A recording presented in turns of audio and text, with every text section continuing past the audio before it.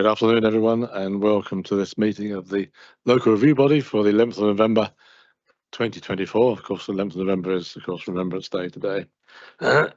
My first job, of course, on the agenda is to introduce everybody.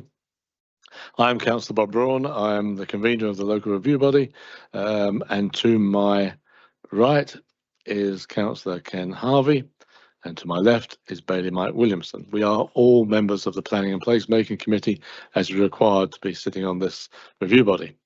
To my far right is Mrs. Leslie Tierney. Mrs. Tierney is an independent property advisor. She has had no involvement with any of these cases until they were decided to come to appeal.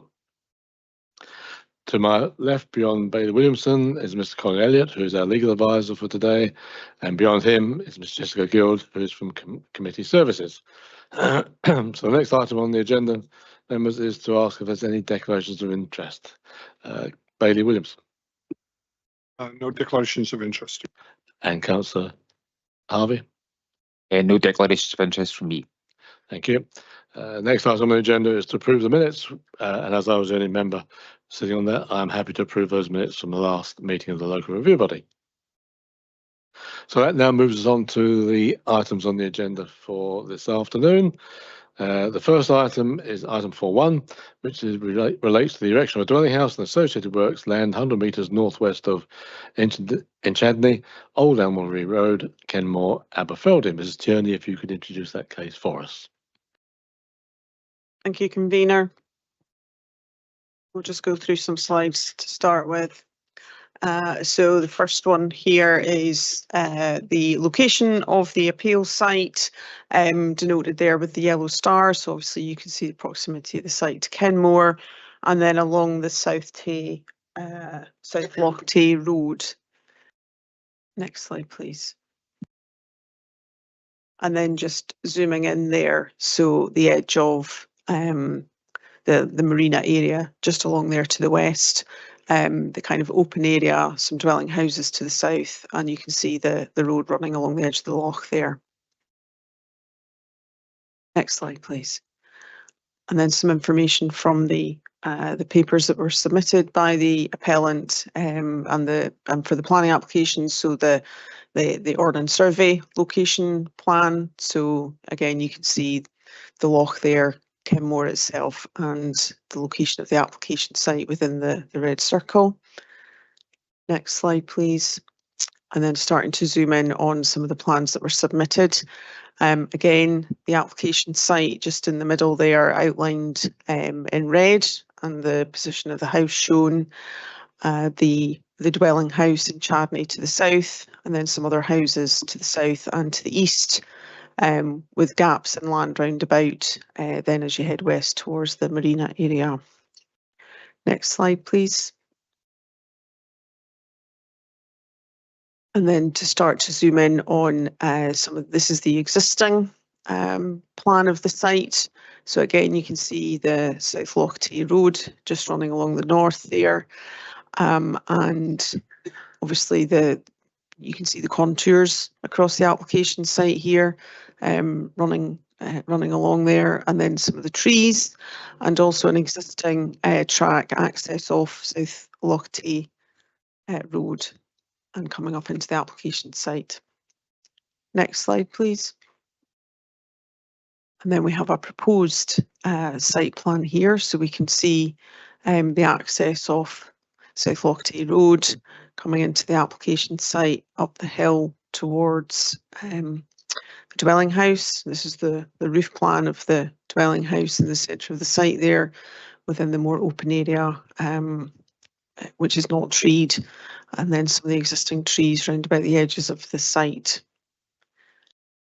Next slide.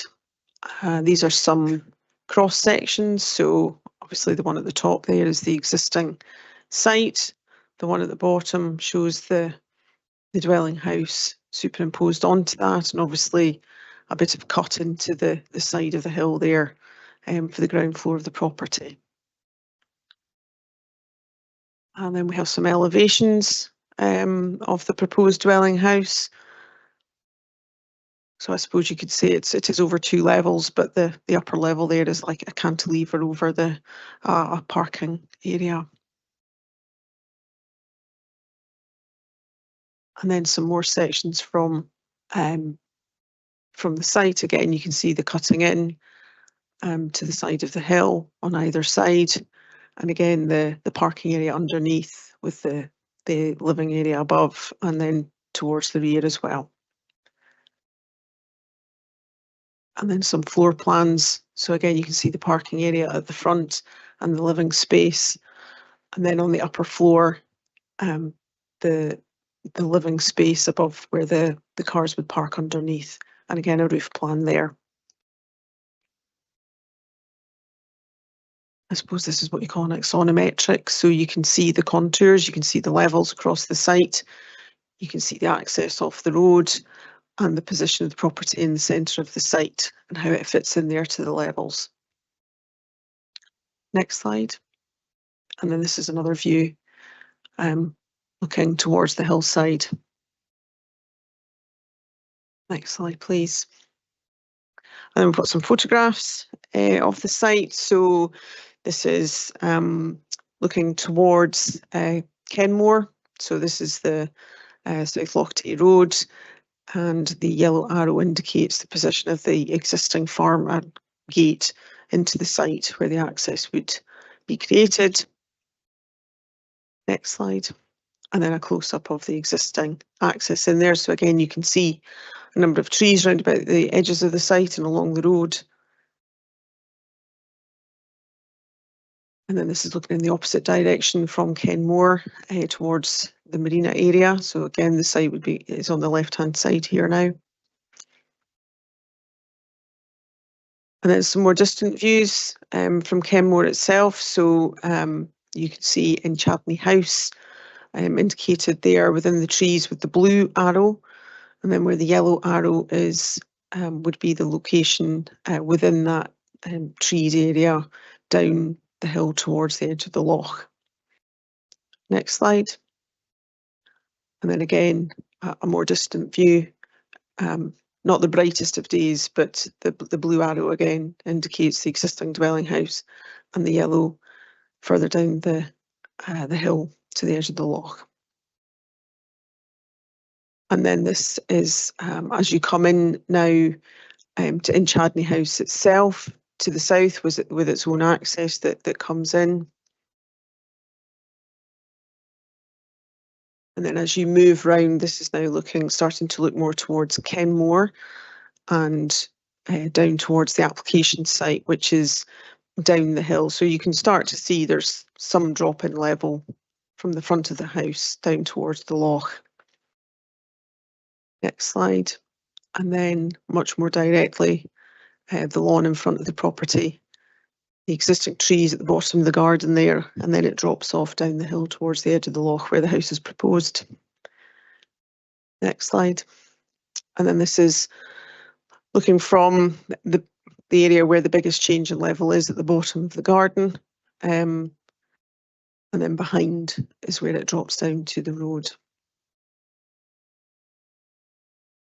And this is from that same level at the bottom of the more formal garden area of Inchadney House, now looking down towards the edge of the loch, the road, and the position of the house within the site where that yellow circle is.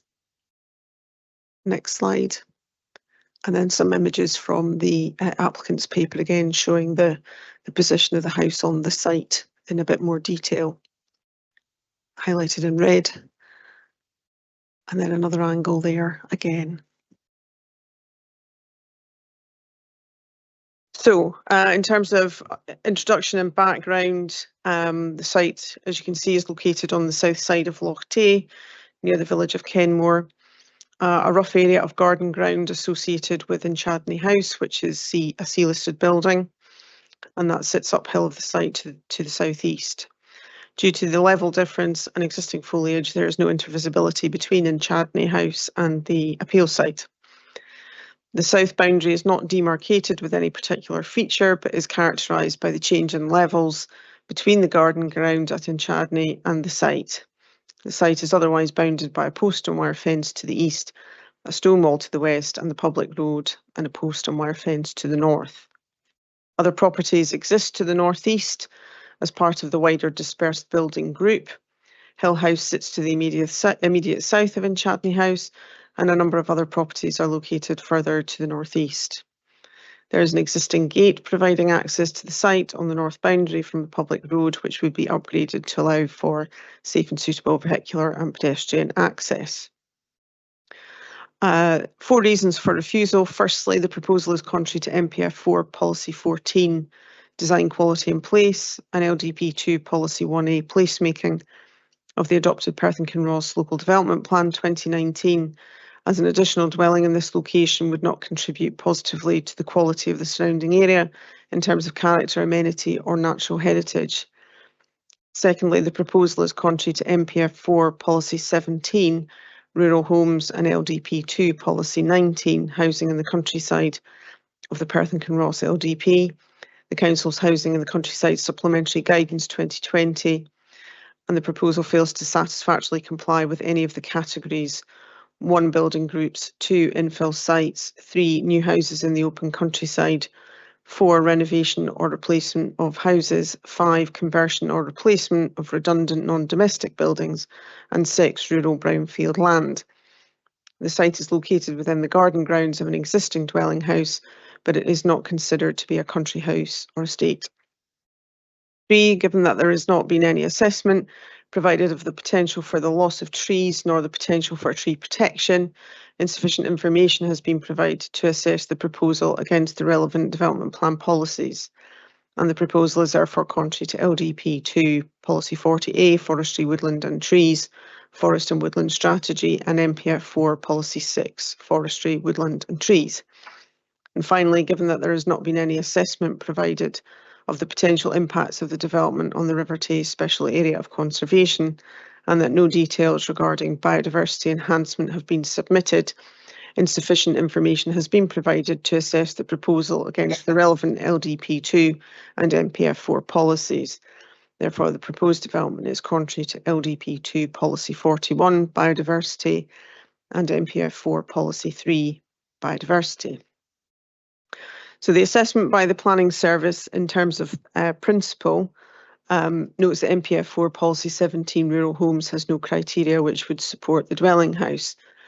LDP 2 Policy 19, Housing in the Countryside, is applicable and allows for single houses which comply with a number of criteria, including those relevant in this case: number 1, building groups; number 2, infill sites; number 3, new houses in the open countryside on defined categories of sites as set out in 3.1, existing gardens. However, there are no clear reasons provided specifically why the development is not compliant with these criteria.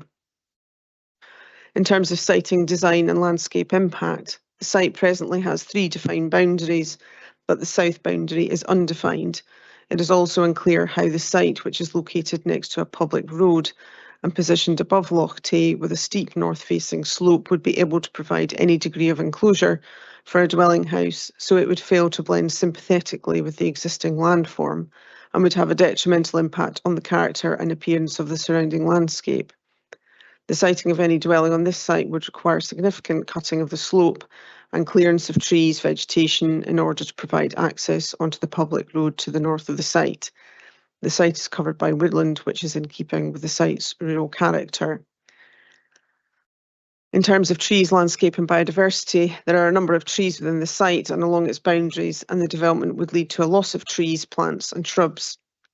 The report of handling states that while there is a clear lack of supporting information in the form of a tree survey or any ecological walkover survey, it is noted there is a tree and protected species survey, but that no tree protection measures are shown, and there are no proposals to enhance biodiversity within the site. In terms of residential amenity, there are no concerns.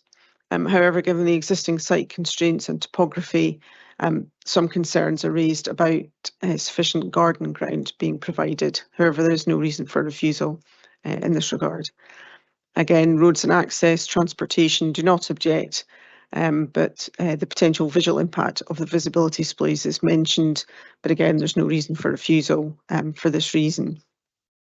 In terms of the applicant's case, they've stated that the proposal meets the requirements of MPF 4 Policy 9, brownfield, vacant and derelict land and empty buildings, MPF 4 Policy 17, rural homes, and categories 1, 2 and 3 of LDP 2 Policy 19, housing in the countryside, and is consistent with the supplementary guidance. The site is an acceptable infill site forming part of a dispersed building group. It is also garden ground associated within an estate or country house. In terms of category 1 building groups, this acknowledges that such groups can be characterised from compact groups to areas which are also characterised by a more dispersed building pattern, particularly when they appear as a group within their landscape setting.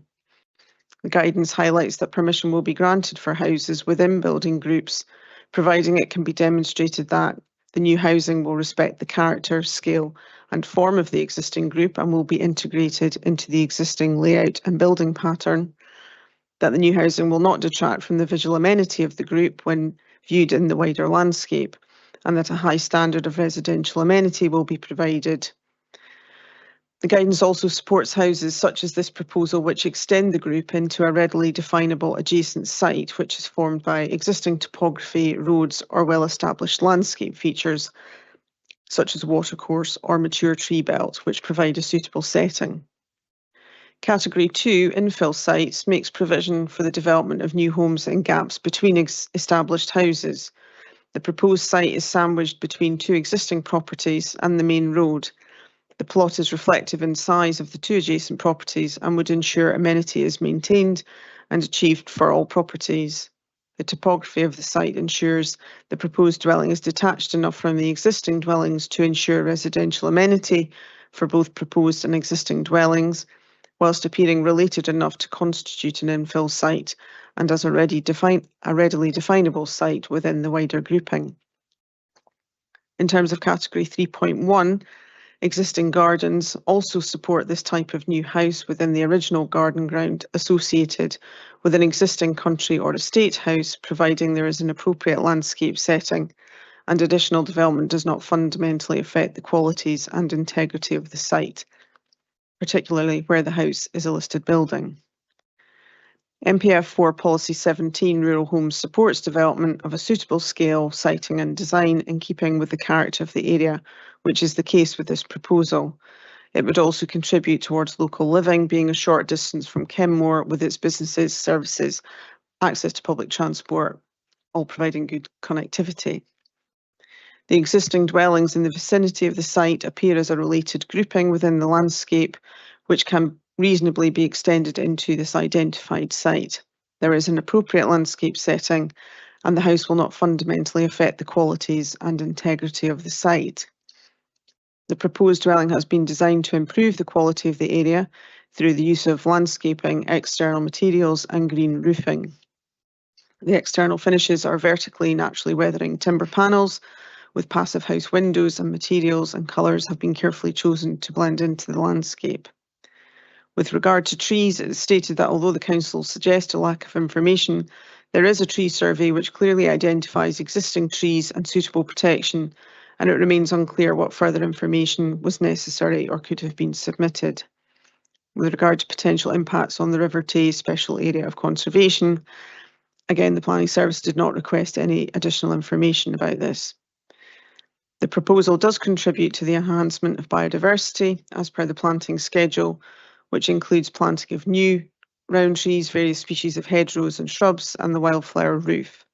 A European Protected Species Survey was submitted, which concluded that there was no mitigation measures or licences needed regarding any of the species, including otters, beavers, pine martens, red squirrels, badgers or bats.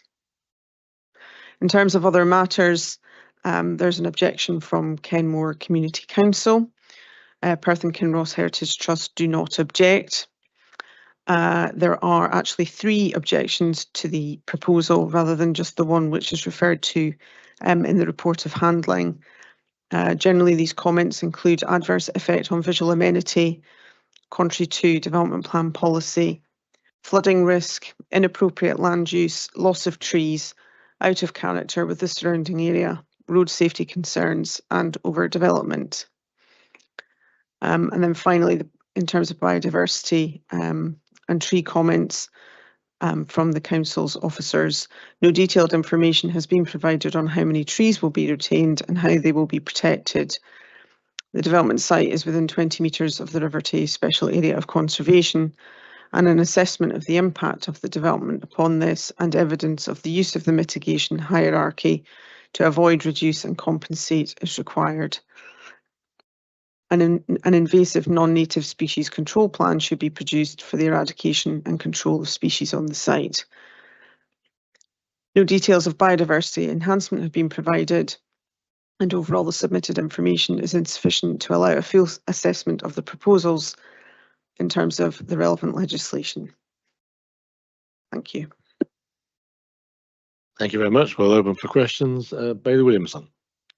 Yeah, you were mentioning reports there, Leslie. I'm just wondering if you didn't mention a Seapill flood report. I take it there is no flood report.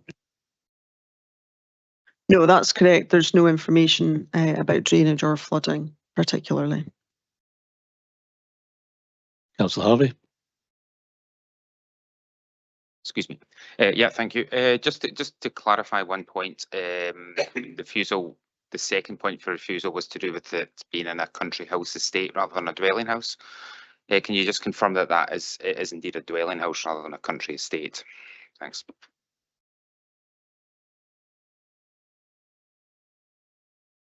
Thank you, Councillor. So in terms of that question, supplementary guidance for development in the countryside is quite relevant, and that defines a country or estate house as a large house set within its own estate or extensive grounds. This section does not apply to domestic scale gardens or where gardens have been created at a later date, for example, by the change of use of agricultural land to garden ground. So I think it's really for the LRB to decide whether they consider this to be a country or estate house where the policy could apply and allow a house to be granted, or whether they feel that that's not the case. Okay, thank you. I just have a question, if I may. We talked earlier on about NPF 4 Policy 9, which is acceptable if it complies with LDP. We talked about infill sites. You mentioned about an infill, and you mentioned 2 properties on the road. I just wonder what the 2 properties were you were, or what we're indicating with the infill. We've got obviously the road is there, but I'm just wondering what the other property is they're counting on. Okay. Would we be able to go back to one of the location plans at the start, please?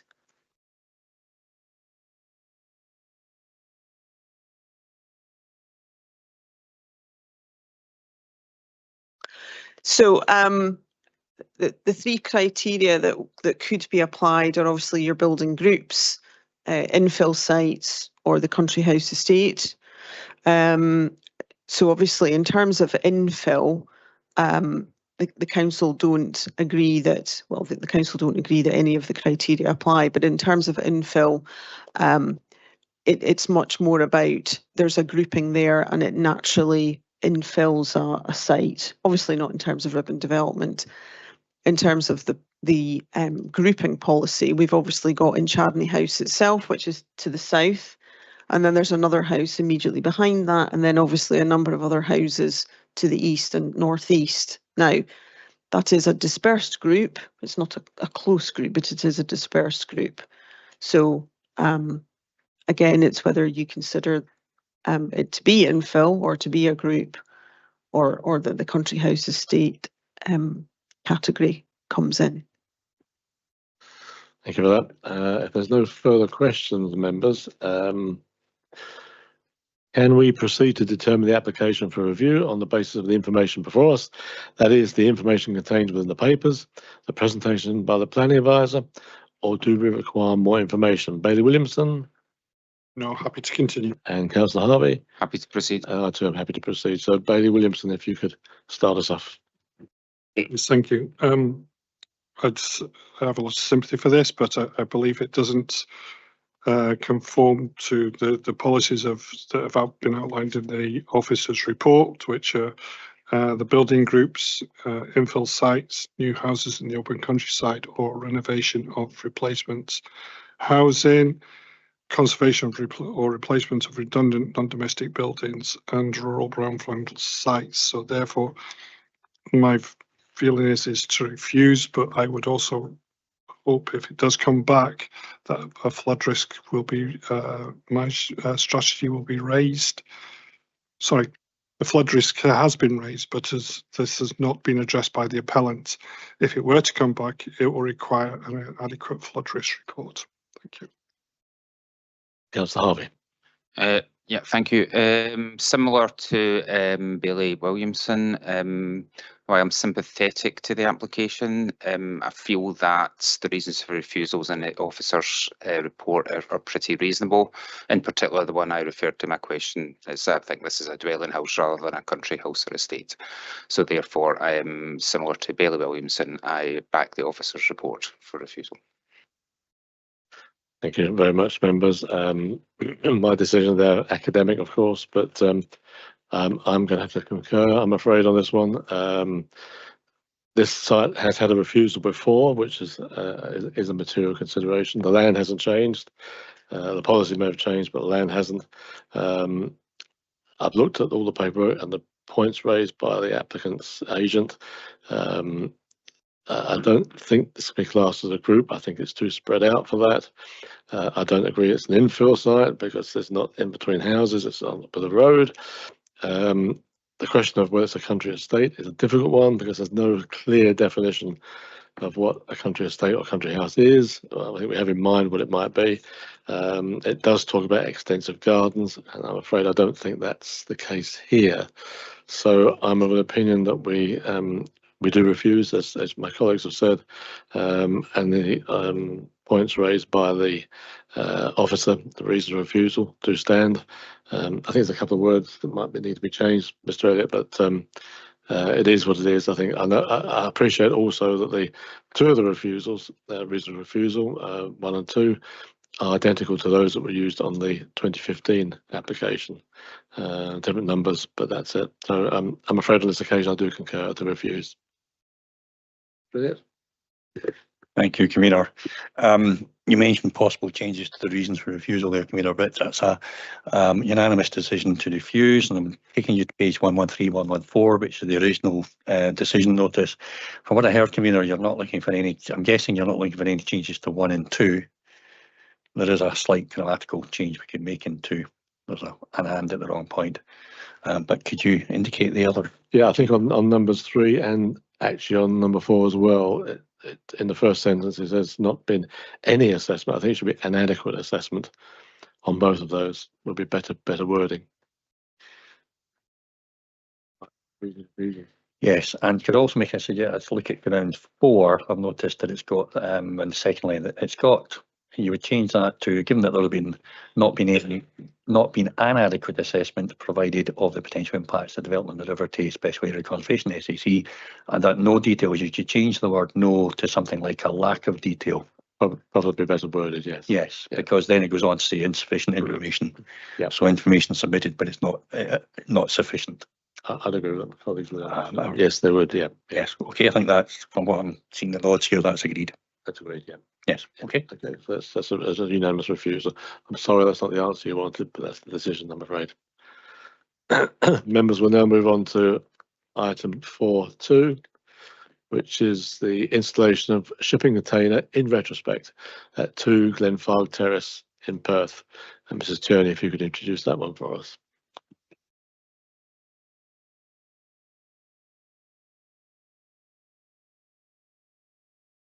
Thank you, Convener. Again, we'll just go through some slides to start with. So we have the location of the appeal site denoted with the yellow star there, just off or really on a corner site between Glenfarg Terrace, which is obviously the address of the site, but also Glengarry Road and Glen Eagles Road as well.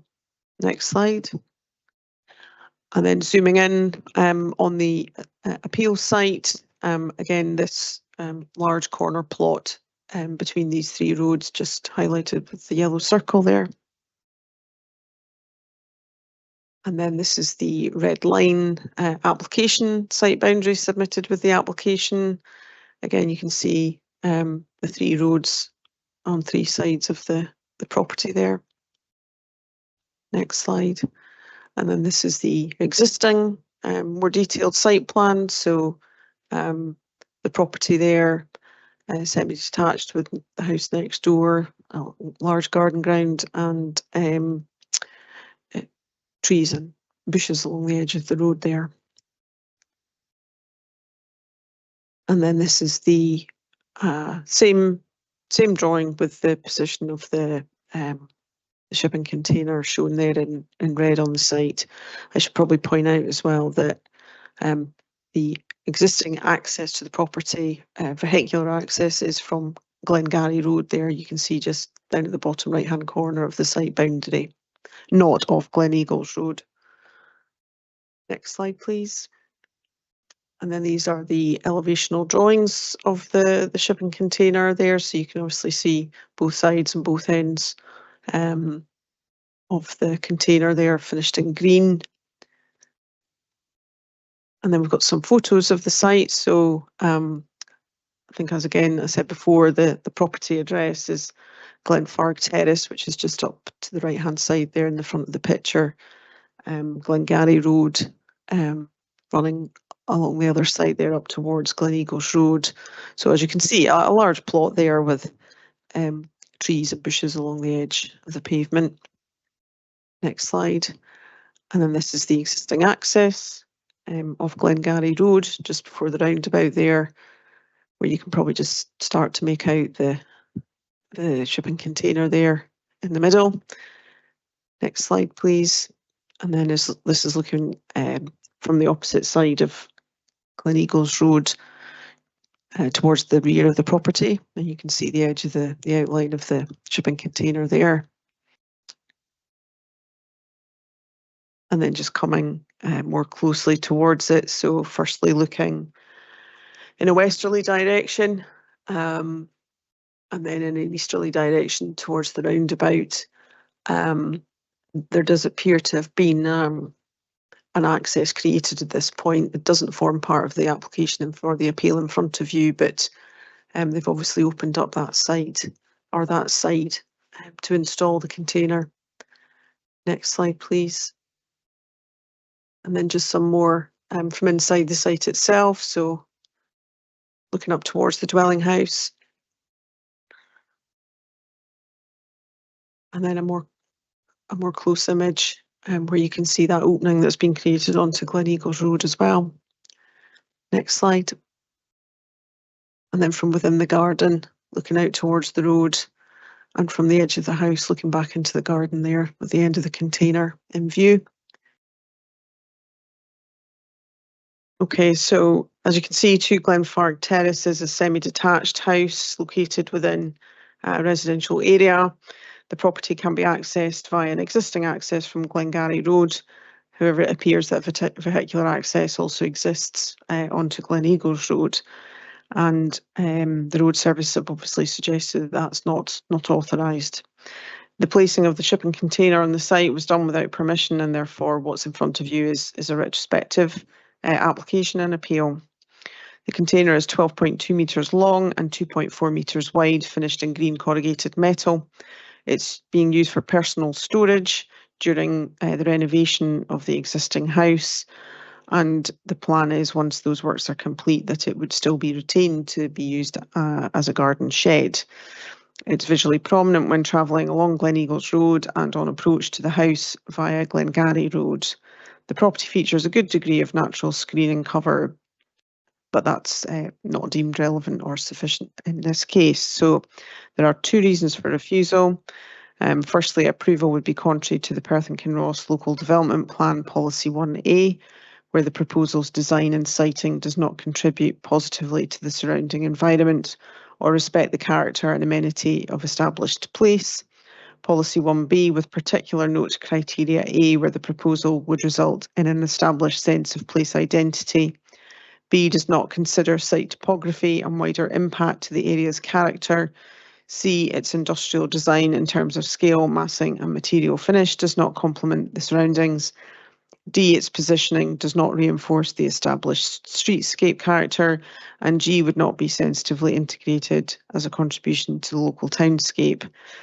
There is also reference to policy 17C, which is the policy contained within your local development plan, which we can elaborate on later in the discussion to clarify the exact wording that was in the reason for refusal there.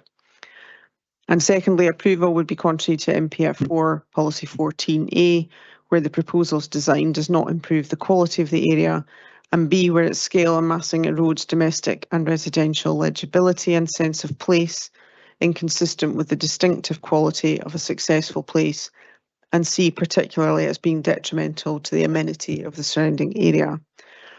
Policy 16 criteria GI, where the proposal would have a detrimental impact to the character of the property and surrounding area in terms of size, design and material finish. So the planning service has assessed this as not being compliant with the placemaking guidance by virtue of its design and positioning, and it's not supportable as a domestic storage solution.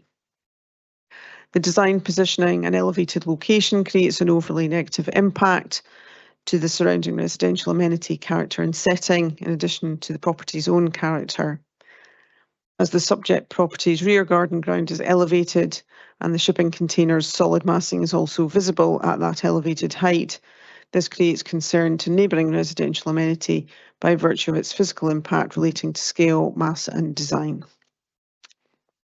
In terms of the applicant's case, they've stated that the previous owner used the area as a dumping ground with a very dilapidated and dangerous garage. The access to it is more safe than the existing, as a lot of people ignore the roundabout and drive straight through. They feel that anything without solid foundations is temporary and it can be moved at any point. The storage is required due to a number of factors, the main one being the initial condition of the house was unfit for habitation and it's being renovated. They store a number of different tools for the maintenance needed for the habitat surrounding the house, and it can be used as a home workshop.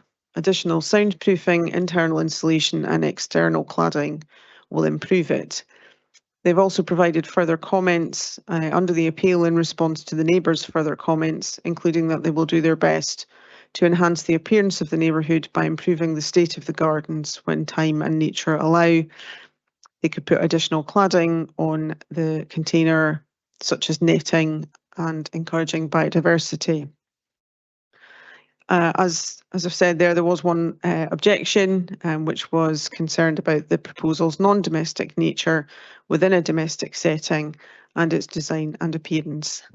Thank you. Thank you. We'll pass the question. I don't have any questions. Councillor Harvey No, presently, no. and Bailey Williamson. No question. Okay, members, so can we then proceed to determine the application for review on the basis of the information before us, that is the information contained within the papers and the presentation by the planning advisor, or do we require more information? Councillor Harvey? No further information Bailey required. Williamson? No further information required. And I'm too happy to proceed on this one, and I'll start us off. I've visited the site myself, and there's no doubt that the size of this container, the massing of this container, is very much out of place in its location. It affects the amenity of the whole area, in my opinion. And even if it was clad in timber and disguised in some way, the massing just couldn't be taken away from it. It's a massive container, probably one of the largest ones you can get. It is quite frankly out of place where it is, and is not an acceptable form of storage within a residential area, and definitely affects the amenity. So I'm of an opinion to refuse the appeal on this case, and I would actually stick with the reason for refusal which the officers have put forward, although as Mr. Tierney said, there needs to be a slight amendment on there. I think that's my thoughts on this one. Bailey Williamson. Thank you, convener. I think you've kind of outlined my thoughts as well. My thoughts are to refuse this application on the basis of the reasons outlined by the officers. And councillor Hart. And although it's moot, I generally agree with what you both said there, and without further conversation, I will back up the officer's view to refuse the application. Thank you both. So, Ms. Reddick, we have a unanimous refusal. I think there's just a little bit of tidying up to be done on the reasons for refusal, predominantly number 1, actually. When you're ready. Yes, thank you, convener. I do think there needs to be a tidy up on number 1 for good reason. On line 4, when it says A, where the proposal would result, it should be would not result. Exactly. And also, I think the final sentence isn't complete to what was actually in the report. I don't know if you want me to read it out completely, but it does say in the report policy 17C at the end. Yes. Where it would not result in a positive contribution. That's good. Yes, there is a whole section of Yes. wording that's in the report Yeah. handling recommendation, but it's not in the reasons for No. refusal that extends beyond policy. Well, it's LDP2 policy Yeah. 17A Yeah. C, sorry, and we can add in the same narration as well. Yeah. Okay. Okay. I think that's it. Okay, fine. Thank you very much. So we'll now move on to item 4.3. This is the demolition of buildings and erection of 3 agricultural buildings, formation of hard staining and associated works, the Castle Farm, Methven in Perth. And Mr. Tierney, if you could introduce this one for us. Thank you, convener. I think we're all aware there is an accompanying appeal against the refusal of the listed building consent for the demolition of the buildings, and that appeals with the Department of Planning and Environmental Appeals. But we still await that decision. But obviously, in the case of this appeal to the LRB, we can continue with the report and the presentation just now. So this is the location of the site, just to the east of Methven, Methven Castle there, just highlighted in the lighter yellow, and then the appeal site highlighted with the yellow star. And then just zooming in on that, we've got Methven Castle just down to the southwest there of the appeal site, and then the collection of buildings, the existing farm buildings within the yellow circle. And then an aerial image, I believe, from the appellant's papers, which is quite useful to show the extent and number of buildings within the group here. Just for clarity, I suppose you can see Methven Castle just to the top of that image there, which is listed in its own right. And just for clarity, this collection of buildings are curtilage listed, they're not listed in their own right. I'll come into a bit more detail about as we go around the complex. So this is the red line application site boundary extending down to the main road up towards the collection of buildings there, top right, outlined with the red line. And then as we zoom in on that, we can see the buildings there within the dark grey, Castle Farm, and the outline of the application site in red. And then you can probably make out the outline of the buildings in that complex, the older buildings which are to be removed. They're shown with the dashed red lines underneath. The 2 grey squares are more modern kind of portal frame buildings that would be retained. And the blue, kind of light green and yellow in the middle are the proposed replacement agricultural buildings. This is again some more detailed information from the survey report that went along with the application. So this is in terms of the condition survey of the existing building from 1 to 14 in terms of the existing buildings there, highlighted with the dashed red lines, and then buildings 12 and 13, which are the two at the south there, to be retained. Next slide, please. And then looking in a bit more detail at the new buildings, which will replace the buildings to be demolished in the middle of the site. Next slide. And again, here we have the three agricultural buildings, the elevations. Next slide, please. And then from the other side. So some photographs. So we can see the appeal site highlighted where the yellow arrow is, and Medfin Castle there to the left. And then as we start to look in a bit more detail at the buildings, this is looking towards the west, across to the buildings. Next slide. And then that's the elevation on the eastern side. And then some of the existing silos, etc., on that side. And then this is as we come round into the first kind of courtyard area. And then as we move down into the complex, we can see some of the agricultural buildings, storage buildings, steadings, buildings that were probably in residential use as part of that original farm. And then again, we can see the condition of some of those buildings within the complex there.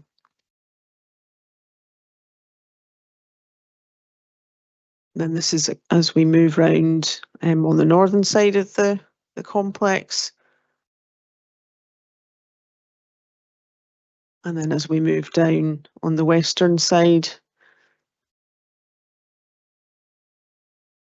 And this is now looking towards the south end of the complex on its west side.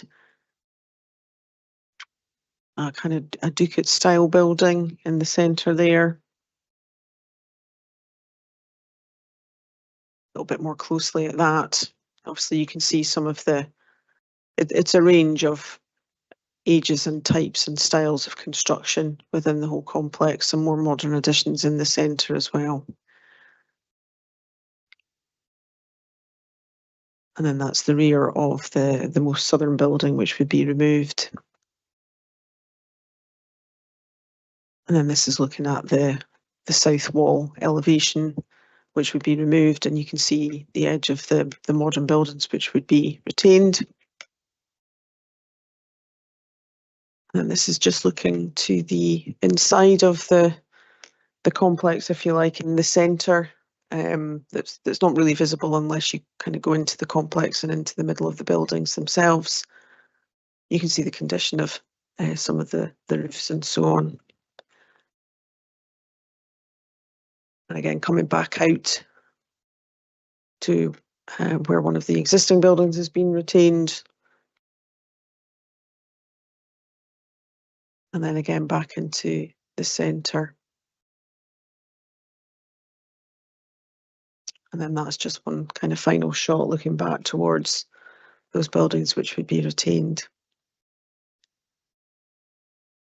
So as you can see, Castle Farm is a steading complex located approximately 100 metres northeast of Medfin Castle, and is a complex of barns, byres, stables, cart and storage sheds, and a Ducat laid out in a courtyard arrangement. Medfin Castle is A-listed. Castle Farm itself is not listed in its own right. It's listed as a curtilage listed building due to its association with Medfin Castle. The site also sits within the Perth Greenbelt, Medfin Castle Historic Garden and Design Landscape, and the Tay Catchment Special Area of Conservation, and a core path is located along the access track to the north of the site.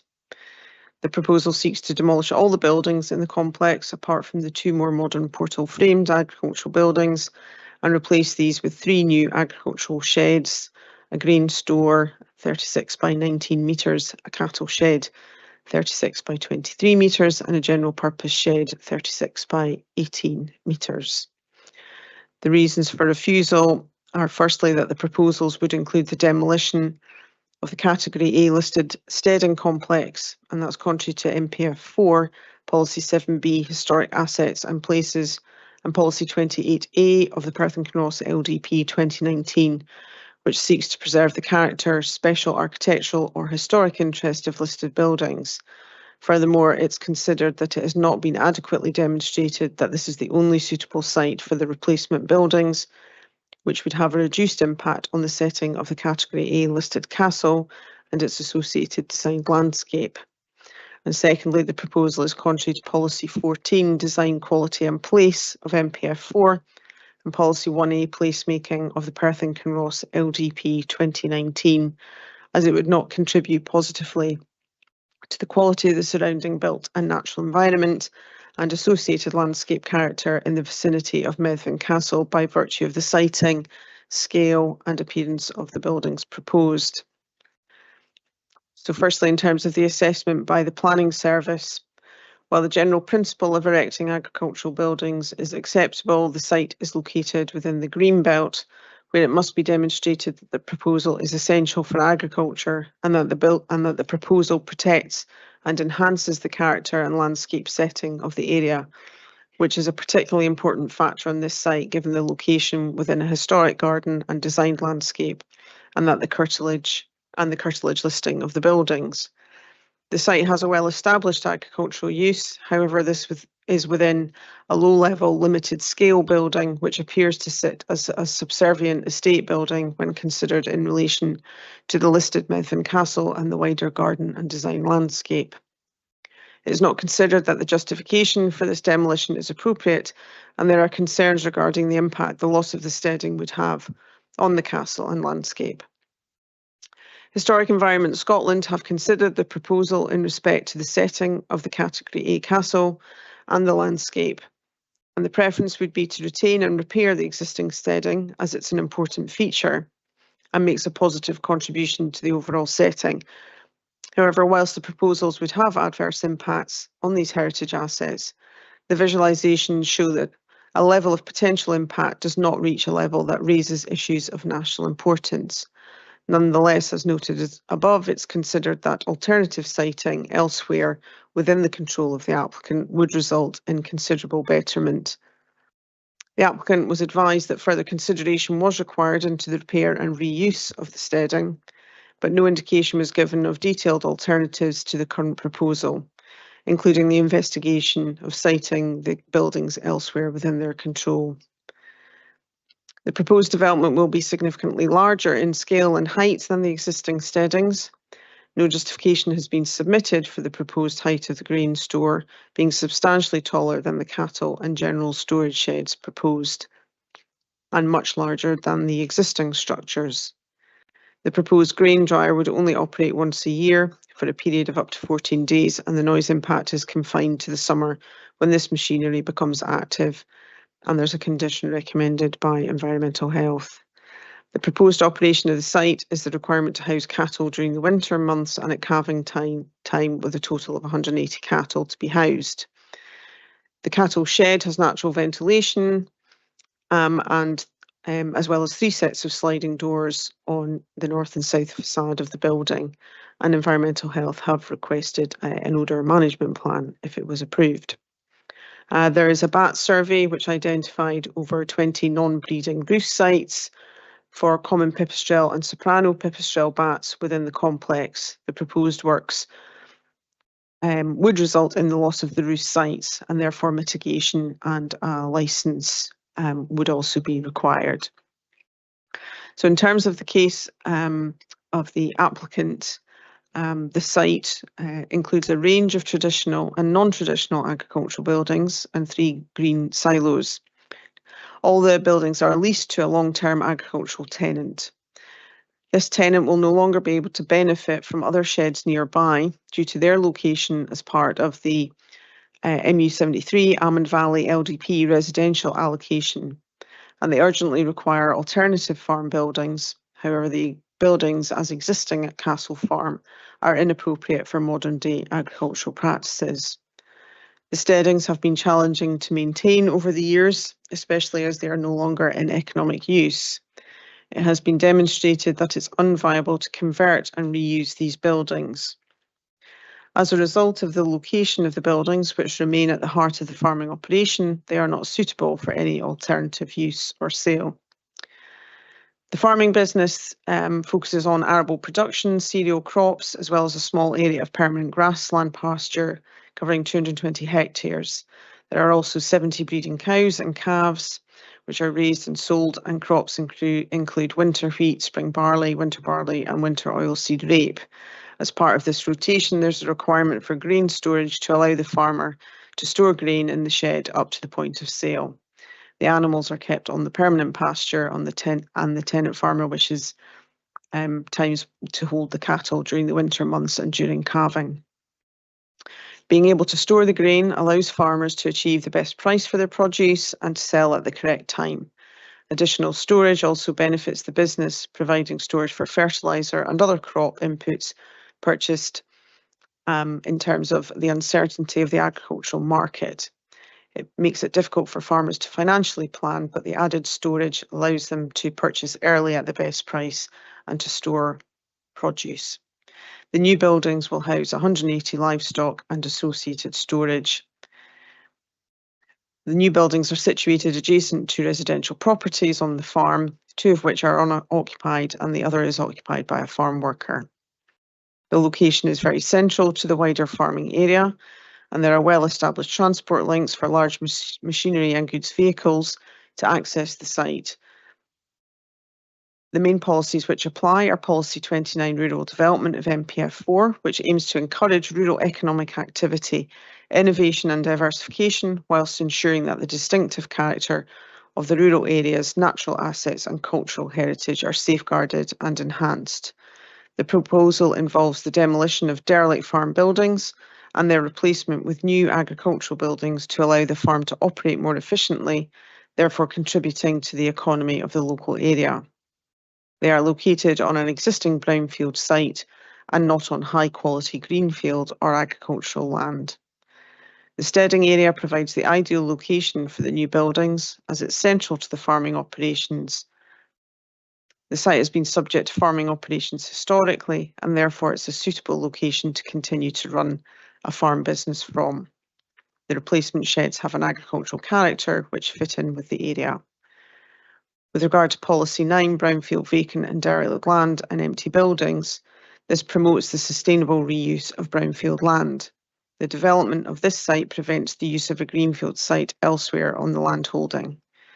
While there is a presumption against demolition and that buildings are reused taking into account their suitability for conversion to other uses, the structural condition assessment concluded that the current buildings are unviable to convert and therefore reuse is not feasible and demolition is the only option. If the buildings are not removed, they will continue to degrade and become more unsafe, creating a site that becomes more visually unpleasant as time goes on. With regard to Policy 7, historic assets and places, Medvin Castle is 100 metres to the southwest. Development proposals affecting the setting of listed buildings should preserve their character and special architectural or historic character. The distance of the castle from the site and the natural landscape characteristics such as tree covering and topography separate the 2 sites physically and visually, which prevent the proposal from having an impact on the setting of the castle. With regard to the design landscape, the demolition and replacement of the buildings will improve the visual amenity and overall appearance of the designation and have no negative impact on it. With regard to Greenbelt, this is a development associated with agriculture and it's therefore acceptable. With regard to Policy 27 listed buildings, the steading proposed to be demolished is not listed in its own right. However, Policy 27 is relevant due to the proximity of the castle, which is A-listed. The proposal is sensitive to the listed building in the landscape through subtle design and siting, and the current dilapidated buildings degrade the special qualities of the castle. The replacements will rejuvenate an unsightly site and improve the visual amenity of the whole area. With regard to Policy 29, the steading is currently decreasing the attractiveness of the landscape and causing a blot on it due to its poor condition. With regard to policy 15, public access, a core path runs through the site to the north of the buildings that are to be replaced, but the proposal does not impact on this or its integrity anyway, and it will not be affected by the proposal. With regard to policy 41, biodiversity, the required assessments have been undertaken to confirm that development does not adversely affect biodiversity. The proposal will not have a significant impact on the climate and biodiversity crisis due to its small-scale nature. In terms of other matters, Historic Environment Scotland would prefer the retention and repair of the existing steading because it's an important feature of the designed landscape and contributes positively to the castle's setting. However, while they consider the proposals would have adverse impacts on these assets, the submitted visualisations show that the level of potential impact does not reach a level that raises issues of national importance, and they don't object. Perth and Kinross Heritage Trust object due to the loss of the historic steading. However, should permission be granted, a detailed historic building survey should be undertaken. And 2 representations were received, both in general support of the proposal. However, they both raised some concerns about access to the core path and the poor state of repair and ongoing maintenance of the access road. Thank you. Move to questions. Councillor Harvey. Yes, thank you. I have a question. I think it relates to the overall, the listed building review has not been completed as yet. And I feel that we probably need to see that before we can do a proper review. When is that expected? I think it's due by the start of December, Councillor. It's not with us yet. I would therefore propose that we defer this until we receive a copy of that. Thank you. Bailey Williamson. Yes, I agree. And I too agree, to be consistent with the way we've worked with other cases in the past. I think we should defer a decision on this until we hear back from the reporter and the results of the appeal on listed building consent. I think the applicant said they were expecting it on the 2nd of December, but that's an accurate date. I'm not sure. That's the target date of the DPAA for issuing their decision. Australia, did you want to come in? Yes, well, I do have a query for you, Convener. I think clearly, obviously, defer for the outcome of the LBC appeal, and of course that means a copy of the appeal decision. But do you want to also defer, and it's been done in the past, for development management to have the opportunity to comment on that outcome as it relates to this application? Now, you don't need to note that the applicant can then comment because that's part of the rules anyway. So it would be get a copy of the appeal decision, DM then comment on that in relation to this application, and under the rules the applicant can then comment on what they've seen as well. That's correct. You preempted me there, Mr. Elliott, before I got a chance to say it. Thank you very much. Are we all in agreement with that, members? Yeah. Okay. So we'll defer a decision on this one until we get it from the reporter. Thank you. We'll move on now, members, to item 4.4. Which is, I'll move that over, installation of replacement windows in St Cairns, Perth Road, Burnham in Dunkeld. And Mrs. Tierney, if you could come in with that case, please. Thank you, Convener. So yes, location of the appeal site here shown with the yellow stars. So as you can see, centre of Burnham, effectively, railway station just down to the south there, and the main Perth Road that the site is located on. Next slide. Then this is the location plan submitted with the application, which shows the outline of the red line of the application site with the house there in the middle. Next slide. And then for reference, the dotted blue line being the conservation area boundary, with the yellow star right in the centre there. And then just as you zoom in a bit more closely on the right hand side, you can see it's well within the conservation area boundary. So this is the, obviously the application is in retrospect, so this would have been the as existing before the windows were replaced. This is the front elevation, which, as I'll explain, is the only elevation that's relevant now in terms of what requires planning permission. And what this drawing shows you is the windows as existing with the two pane split. And the arrows indicate that the upper pane slides down, the lower pane slides up. So those were indicates the sliding sash and case nature of those windows. Next slide, please. And then as proposed, this drawing shows you whilst the form of the windows in elevation have still got that same proportions in terms of split. Your upper pane is fixed and your lower pane with the kind of dotted triangle on the bottom pane shows that that's a casement, and it kind of flips forward to open. Next slide, please. And then this is elevations through the windows. So on the left side, what would have existed in terms of the upper pane sitting forward of the lower pane because the two slide. And then on the right hand side, obviously there's no sliding, it's a casement window, but what you can also see there is that the upper pane sits forward of the lower pane as well. Sorry, sits behind the lower pane, which is different to the original. Next slide, please. So some photographs. Obviously the appeal site on the left-hand side there with the yellow arrow. Interestingly, an identical dwelling house to the right-hand side. The windows on the, can we just go back a second, Audrey, thanks. So on the right-hand side, which is the other dwelling house which exists, those windows certainly appear to still be the original timber sash and case windows. On the right hand side there, they have not been replaced, and on the left hand side we've got the appeal site with the replacement windows now on that front elevation. Next slide, please. And then this is as you look up Perth Road towards the centre of Burnham, so we can see the other properties on that side. Next slide. And then as you look to the east, going out of the village there, and some other houses on the left hand side and the neighbouring property.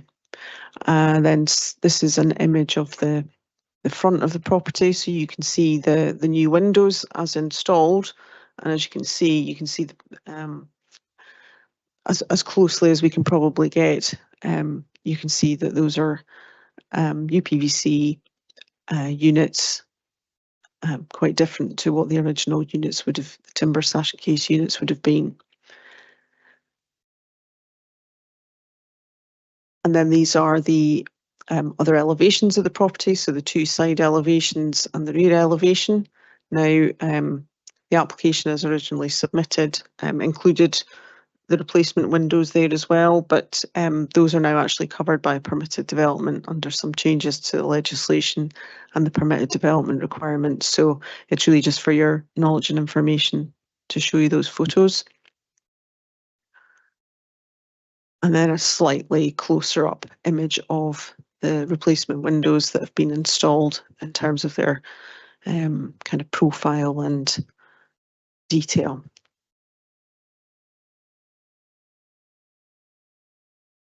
And then again, this is the neighbouring property in terms of the style of those original timber sliding sash and case units.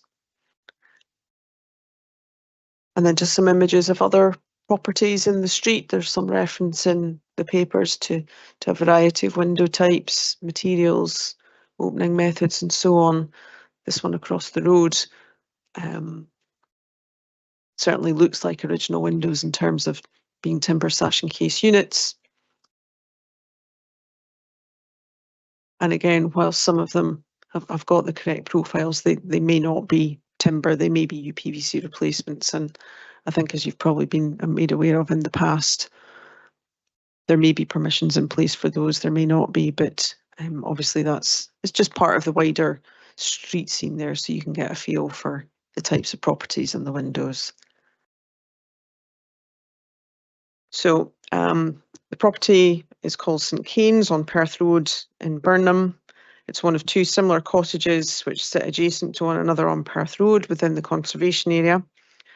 The unauthorised windows were installed in 2023, and as I said, while all the windows would have required permission to be replaced at that time, we've now had some amendments to the permitted development regulations as of May this year, which allow for window installations on rear elevations and some side elevations within conservation areas to take place without the requirement for permission. So therefore, all that requires consideration is the replacement of the 6 windows on the principal front elevation.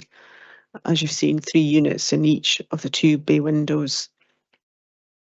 The reasons for refusal, or just one reason for refusal, that the windows, by virtue of their increased framing thickness, inappropriate opening mechanism and incongruous profile, have an adverse impact on the visual amenity of the cottage and a detrimental impact upon the character and appearance of the conservation area.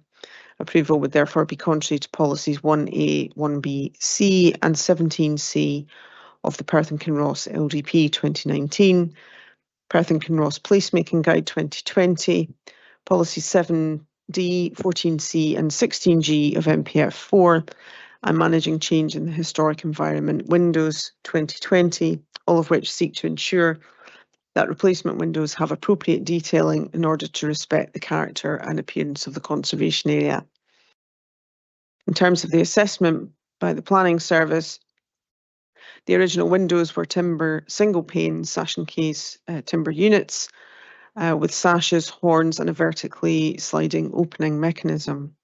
These have been removed and replaced with double glazed UPVC casement windows which have none of those details. This results in disproportionately thicker framing on the lower window and the glazed opening being narrower on the lower window than the upper window. Additionally, the window profile is inverted, with the lower casement projecting proud of the upper window, rather than the traditional appearance of the top sash projecting proud of the lower sash, and the resulting windows appear incongruous and out of place.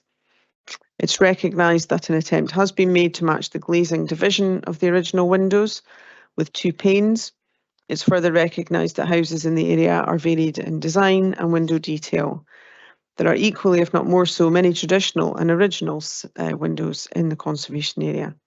Any alterations to the cottage must respect its design, character and appearance, and the installed windows on the principal elevation have adversely affected the cottage by incorporating features that are incongruous, resulting in a detrimental impact on visual amenity and its contribution to the traditional character and appearance of the conservation area.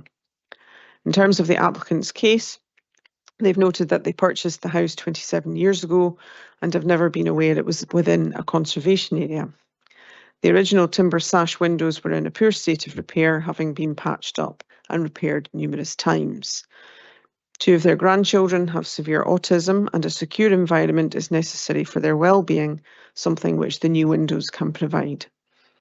They do not agree that there is an increased framing thickness to the new windows and can't see how the officer has come to this conclusion when none of the previous timber sash windows exist to do a direct comparison. They question why the inappropriate opening mechanism is so important. The opening mechanism is appropriate to the style of windows installed, is far more secure than the original windows and cannot be seen from the outside. Therefore, this does not have an adverse impact on the visual amenity of the cottage and a detrimental impact on the character and appearance of the conservation area. The windows have been designed in a manner to try to replicate the original windows in their casement proportions and do not have an incongruous profile. The windows do contribute positively to the quality of the surrounding built and natural environment and have been planned and designed with reference to climate change, as the installation properties of the new windows are far superior to the original timber sash windows. A precedent has obviously been set already regarding the use of UPVC windows on other properties on Perth Road, and they provide some examples of those which are contained in your papers. The relevance of the 6 qualities of successful places to this particular application is not understood or agreed with. The refusal notice makes reference to the adverse impact on visual amenity of the cottage and a detrimental impact on the character and appearance of the conservation area, which is refuted. That statement, in the opinion of the applicant, the style of window is perfectly suited to the age of the cottage, which was built in the mid-1930s. It's not a historic building, which is hundreds of years old. And there are a number of other properties in the conservation area with UPVC windows, and many of these do not have permission. So just to draw to your attention as well, that guidance note from Historic Environment Scotland, they're managing change in the historic environment policy series, the one on windows, states that generally replacement windows should seek to match the original windows in design, form, fixing, method of opening and materials. The success of a replacement window will depend on its detailed design and on how well the new replicates the old. Features to consider in the design of new windows may include the correct placing of the case within the wall and, importantly, its method of operation with vertically sliding sashes. Thank you. Thank you. We'll now pass to questions. Bailey Williamson, any questions? No, I have no question. And Councillor Harvey? No, I don't have any further questions. And I have no questions either. So members, can we proceed to determine the application for review on the basis of the information before us, that is the information contained within the papers and the presentation by the planning advisor, or do we require more information? Bailey Williamson? No more information required. And Councillor Harvey? No more information required. And I don't need any more information either. So Bailey Williamson, if you'd like to kick off on this one. Yes, thank you. My view is that we should refuse the appeal or turn down the appeal in line with the officer's recommendations. I do believe we have a responsibility to protect our conservation areas, and unfortunately this property doesn't fall within the guidelines as outlined in the refusal. Councillor Harvey? Yes, thank you. For similar reasons to Bailey Williamson, I support the officer's refusal of this application. It's clear that they don't meet the standards required for windows in a conservation area. So, thank you both. I'm afraid on this one, I'm going to have to concur with you as well. Window replacement in conservation areas is always a difficult one to deal with. You feel for the applicant because they're trying to improve the property, they want to make it more energy efficient and so on and so forth. And having looked at the site myself, I think from a distance you could argue that they do look very similar, but when you're up close on the pavement, the opening mechanism is quite obviously is different on this occasion. This is a conservation area. Applicants have lived for 27 years. It's a little bit hard to understand why they don't realise this is a conservation area, and perhaps the window company themselves should have realised it's a conservation area. And perhaps a pre-inquiry to ourselves would have avoided this. I feel sorry for them, as I said, because I think there's a desire to improve the property and to be more energy efficient, but we are in a conservation area and it is our duty to uphold those provisions, and therefore on this occasion I too will be refusing the appeal, and will accept the reasons for refusal laid down by the officers themselves. So, Mr. Elliott, we have a unanimous decision yet again today. Yes, Convener, and I've not heard any suggested amendments to the reason for refusal, so it's a refuse per the appointed officer.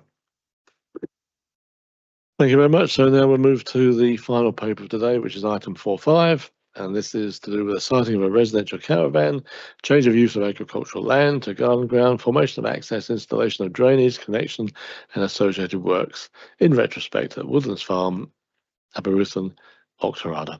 Mrs. Tierney, if you could introduce this one. Thank you, convener. So yes, sorry, can you just say Aberystwyth for me, please? I meant Aberystwyth. Okay, thank you. I stand corrected. This is being made up as we go along, I think. I'll probably get it wrong again when I say it again. Anyway, it's to the east of that settlement. So you can see the location of the appeal site there, again with the yellow star. And as we, you just see the edge of the dual carriageway on the top of the slide there. A couple of other residential properties, some farm buildings, there's a dwelling house in the middle there, which is called Woodlands, and the appeal site is within the yellow circle. Next slide, please. And again, this is just to demonstrate settlement, main road, cluster of properties there at Maiden Plain is the name of the area. Next slide, please. So again, this is the access up to the application site, which is included in the red line, and the red line goes around the area where the caravan and the area of ground is. What's probably worth pointing out here is the area in yellow to the east is Woodlands, which is the existing dwelling house in the ownership of the appellant. The other area in yellow to the west is the other residential properties. Everything else in green would be what you would call agricultural ground. As you'll see in some of the photos, the area beside the application site to the east and between it and Woodlands is green. And I think historically it would have just been agricultural ground. It is kind of more of a yard area. It doesn't have any specific use, but I'll go over that in a minute or two with some of the other photos. This is just zooming in, so you can see the application site outlined in red, and the orange rectangle there is the residential caravan. Next slide, please. And we've just got some of the elevational drawings of the caravan, and then the floor plan. And then we move on to some of the photographs. So this is as you move in a southerly direction towards the appeal site. Existing dwelling houses on the right there, through and behind the trees to the appeal site, and the dwelling house in the ownership of the appellant. Woodlands is where the red arrow is. Next slide, please. The one on the left there, looking from the entrance into the site towards the north, and then the one on the right there is just at the entrance to the site. Those gates are to the neighbouring dwelling house at Woodlands. Next slide, please. We then start to move into the site, which, as you can see, is kind of a bit of a kind of hardcore yard kind of finish, and the caravan in behind those trees there where the yellow arrow is. And then as we move into the site, this is now looking back from the site towards the entrance into it. So again, you can see the kind of, yes, there's trees surrounding the property, but it's kind of hardcore yard area. Next slide. And then this is as you look towards the south, you can see the caravan coming into view on the right hand side. Number of trees demarcate the boundary between this area and the neighbouring house at Woodlands, which is behind those trees where the red arrow is. Next slide. And then this is the caravan as you look at it in a southerly direction. And this is just looking towards the parking area and some of the fencing and gate which has been created. Next slide, please. Again, this is now looking at the caravan there behind the fence, an area of more formal garden ground to the front there. Again, that's not part of the application in front of you, but it's just to give you an understanding. Next slide, please. And then that's looking from the caravan across this area of garden ground. And on the top left there, the dwelling house at Woodlands is in behind those trees. And then that view on the right is towards the south across the farmland, towards the railway line. Next slide, please. Some more closer images of the caravan, which as you can see has got some timber cladding on it. We've got steps and decking, veranda, balcony area, and fencing along the front. Next slide, please. And then some images from the other side. And that downpipe is the surface water drainage that just runs down to the field to the south.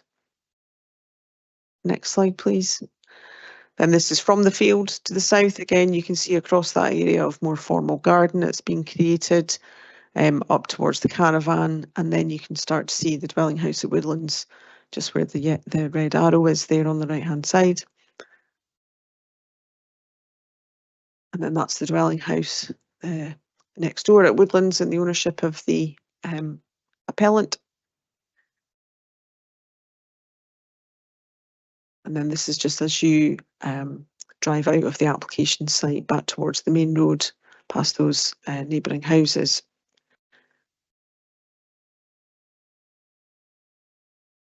So although the wider site has no official or permitted use, it appears to have been more recently used for storage of materials, despite what appears to have been its historic use as a paddock.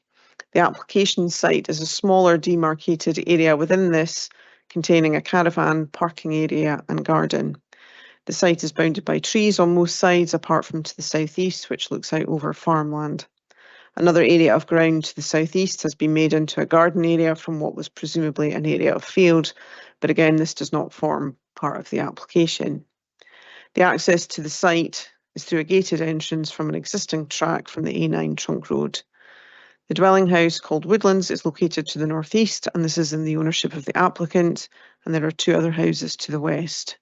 Foul drainage is to be provided by a connection into the existing system serving Woodlands. And supporting information submitted states that the application is for accommodation for the occupants who work for the applicant, who do their gardening and housekeeping.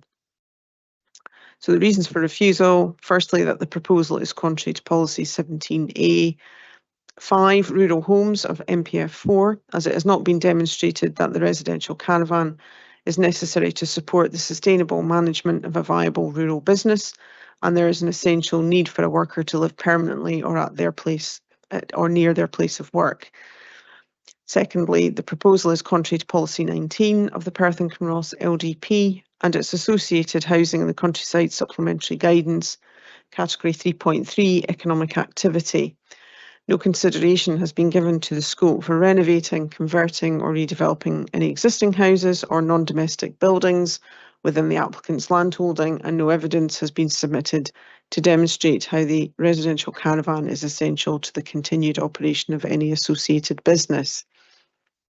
Thirdly, the proposal, due to its design and siting, is contrary to policy 14A and B and C, design quality and place of MPF 4, and policy 1A and 1B, B, placemaking of the Perth and Kinross LDP. The proposed development does not improve the quality of the area, is not consistent with the 6 qualities for successful places set out in MPF 4 policy 14B, is poorly designed and detrimental to the amenity of the surrounding area. And finally, the proposal is contrary to policy 39, landscape of the Perth and Kinross LDP, as development would conflict with the aim of maintaining and enhancing the landscape qualities of Perth and Kinross.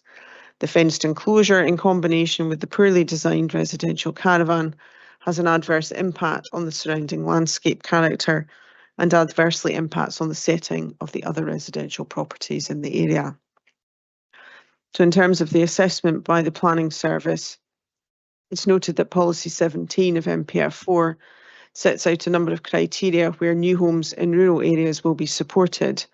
Section A5 lends support to a house in the countryside where it is demonstrated to be necessary to support the sustainable management of a viable rural business, and there is an essential need for a worker to live permanently at or near their place of work.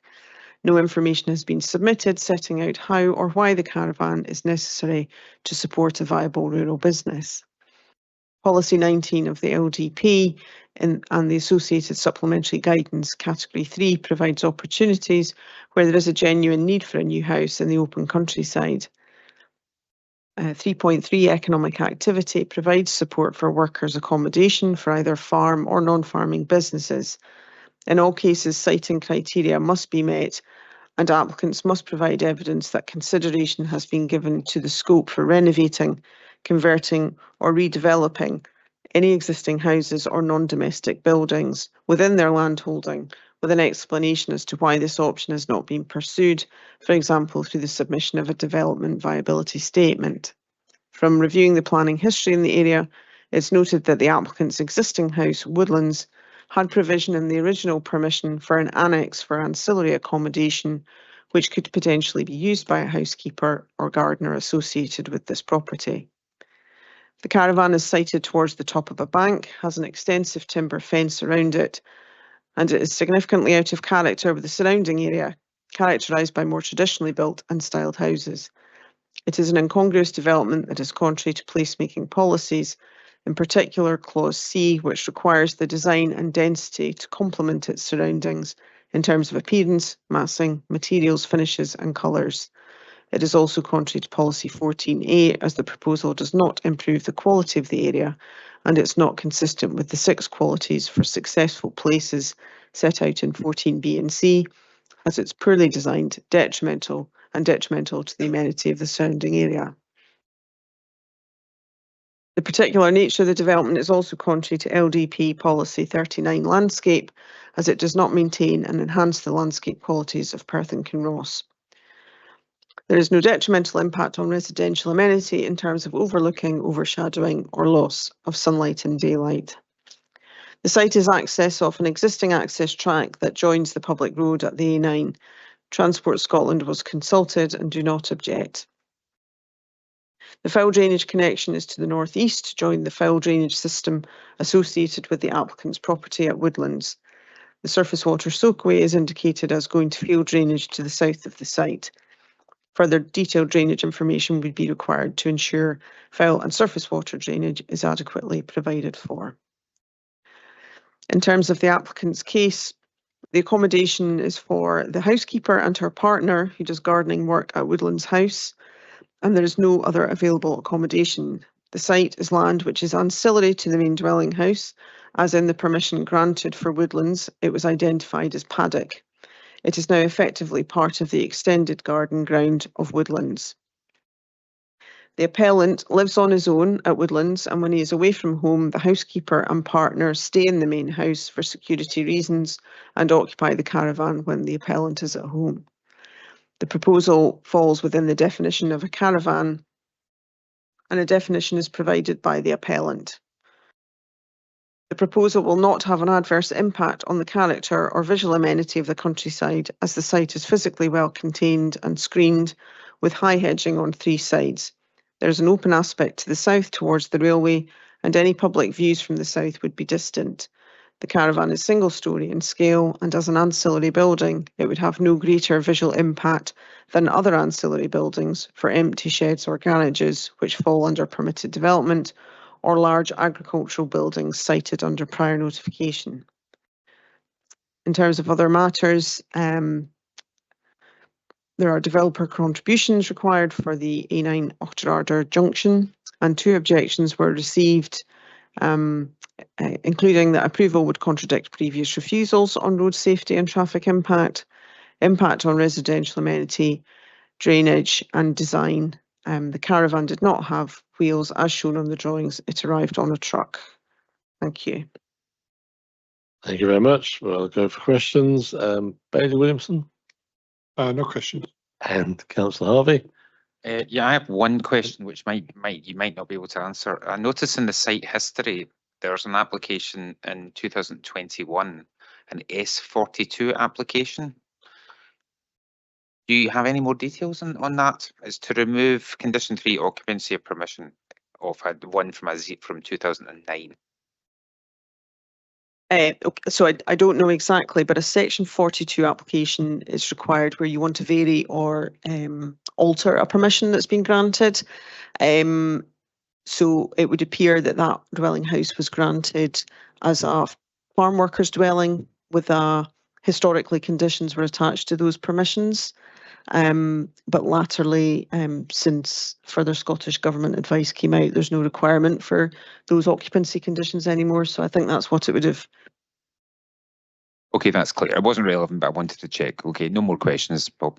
Fine, thank you very much. I have no questions either. So members, can we proceed to determine the application for review on the basis of the information before us, that is the information contained within the papers and the presentation by the planning advisor, or do we require more information? Bailey Williamson No further information. and Councillor Harvey. No further information required. And I require no further information either, so I'll start us off on this one. I visited the site myself just a few days ago. There's several points that have been raised by the applicant, mentioning that this is should be judged as a caravan. Looking at it, it's been adapted in such a way, it may still have wheels on it, of course, underneath, but it's certainly been adapted to the point where it now can be classed as a dwelling, I believe. Is it ancillary to the main house? I'd have to argue no, it isn't. There's a tree line between this site and the house, and a fence line as well, so I don't believe it is ancillary to the main house. Another point that's been raised, that the people who live there are essential workers for the property, looking after it when the owner is away. That may be the case, but there's nothing to justify why they have to live on site. Why does the housekeeper have to be there? Why does somebody who comes in and lives in the property when it's vacant while the owner is away? Why would they need to live next door? There's nothing to justify that at all in any of the paperwork. So looking at it from that point of view, it is now a dwelling rather than a caravan. I'm of an opinion that the officers have judged this correctly. The reasons for refusal, I believe, are correct, and I find no reason to depart from that, and therefore refuse the appeal.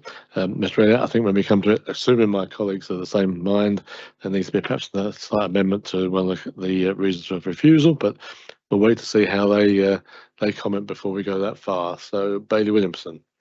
Thank you. Convener, I totally agree with everything you've just said. My view is that we should refuse the application and align with the officer's recommendations. And Councillor Harvey. Yeah, thank you, Convener. Similar to both to yourselves, without going into too much detail, and then Congress Development, it's not a caravan, and a few other reasons, but yeah, I would recommend refusal. Okay, Mr. Elliott, we have a unanimous decision again today. It's been like this all day, I think. Unanimous decision, but just a slight perhaps amendment, if we may, to reason for refusal number 3. When you get there. Okay, yeah, So, ready. okay, it's just that on reason for refusal, I think number 3 on the second line, if we can drop the word "and" out, that's so it's National Planning Framework for NPF4 brackets 2023, comma policy 1A, and read on from there. And at the very end, and then when we come through to the end of that sentence, it says Local Development Plan 2 2019.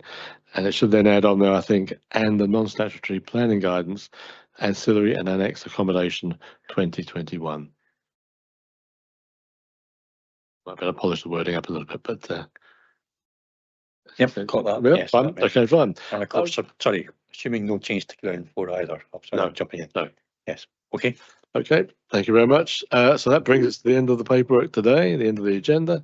Only remains for me to thank everybody, Mrs. Tierney, my 2 colleagues, Bailey Williamson and Councillor Harvey, and Mr. Elliott and Ms. Guild for their input. Thank you very much, and we'll see you on the next one next month. Thank you.